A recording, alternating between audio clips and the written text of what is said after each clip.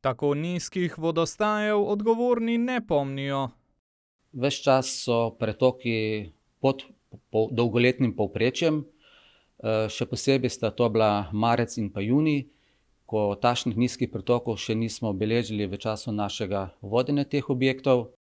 Nizki pretoki vplivajo predvsem na proizvodnjo hidroelektrarn. Zaradi nizkega pretoka so tudi proizvodnje nižje in v prvem polletju beležimo samo dobrih 50% realizacije glede na plan. Drugače pa je pri nuklearni elektrarni Krško.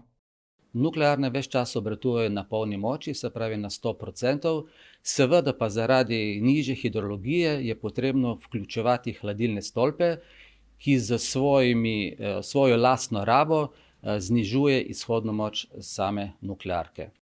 Slednja sicer neprekinjeno obratuje že 454 dni. Ker za hlajenje uporabljajo tudi vodo iz reke Save, morajo v vročih dneh, kot so sedaj, upoštevati tudi upravne omejitve o dovoljenem odvzemu vode in prirastu temperature.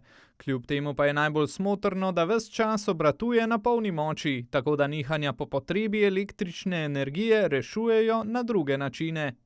Slovenski elektroenergetski sistem se večinoma regulira z hidroelektrarnami, ki se nahajajo na Dravski verigi, Soški verigi in pa seveda na Savski verigi. Ker pa cene električne energije v tem času letijo v nebo, komercialno obratuje tudi termoelektrarna Brestanica. Ravno v zadnjih dni obratujemo kar nekaj ur vsak dan, ker so cene krepko višje od lastne cene termoelektrarne Brestanica. Ravno zaradi zmanjšanja odvisnosti hlajenja nuklearke od pretoka Save so leta 2008 posodobili in razširili sistem hladilnih stolpov z dodatnimi 4 hladilnimi celicami, kar pa ob njihovem delovanju izkoristek nuklearke zmanjša za okoli 1,5 %.